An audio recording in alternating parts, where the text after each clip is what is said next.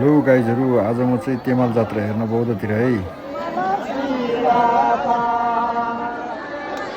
तेमाल जात्रा चाहिँ तामाङहरूले चाहिँ विशेष रूपमा मनाउँदै आइरहेको छ। यो चाहिँ बौद्ध सेम्बु एरियामा मनाउने गरिन्छ। आज चाहिँ बौद्धमा रातभरि गीत गाउने, रमाइलो गर्ने। आज चाहिँ एकछिन अगाडि पानी परेको कारणले गर्दाखेरि त्यति भिडभाड छैन पहिला जस्तो।